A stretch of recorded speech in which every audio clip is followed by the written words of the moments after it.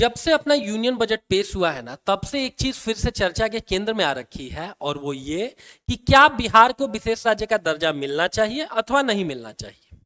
विशेष राज्य के दर्जे की बात सबसे पहली बार डीआर गाडगिल कमेटी ने की थी, और फिफ्थ फाइनेंस कमीशन के दौरान इसको पहली बार सक्सेसफुली हम लोगों ने इंप्लीमेंट किया था। इसके अंतर्गत केंद्र सरकार आर्थिक रूप से पिछड़े राज्यों को क्या करती है, अधिक सहायता, अधिक अनुदान देती है। तो हर राज्य चाहता है कि भैया हमको ये विशेष राज्य का दर्जा मिल जाए। वहीं अब केंद्र सरकार का ऐसा मानना है कि 14th फाइनेंस कमीशन के रिकमेंडेशन के आधार पर फंड्स का जो सेंट्रल पूल है उसमें राज्यों की हिस्सेदारी को 32% से बढ़ाकर 42% किया जा चुका है।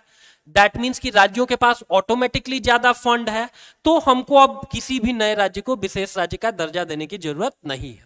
अगर क्राइटेरिया की बात किया जाए कि क्या सच में बिहार को मिलना चाहिए या नहीं मिलना चाहिए, तो ये तो बड़ा एक सब्जेक्टिव सा इश्यू है ना।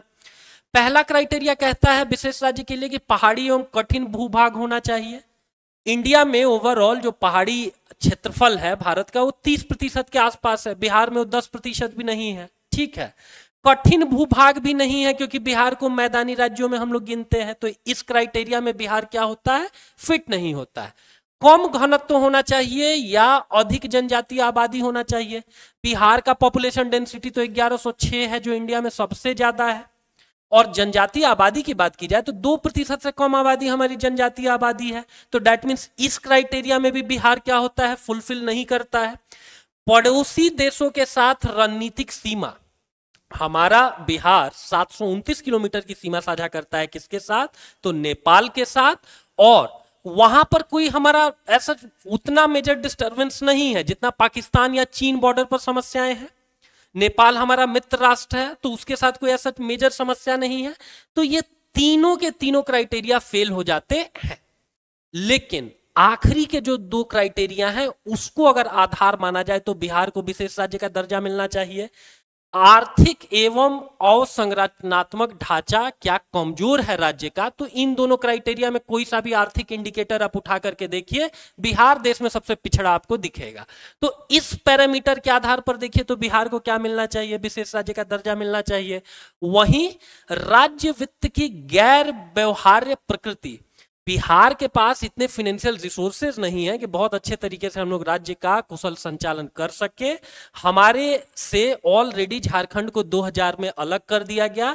न सिर्फ झारखंड हमारा 46% भौगोलिक क्षेत्रफल लेकर के अलग हुआ, बल्कि जो यूनाइटेड बिहार था उसका 85% नेचुरल रिसोर्सेज मिनरल्स लेकर के अलग हुआ।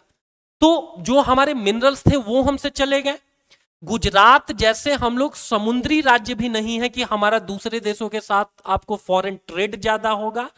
और कोई बहुत ज्यादा यहां पर आप देखेंगे कि इंफ्रास्ट्रक्चर नहीं है, बहुत ज्यादा फैक्ट्रियां नहीं है।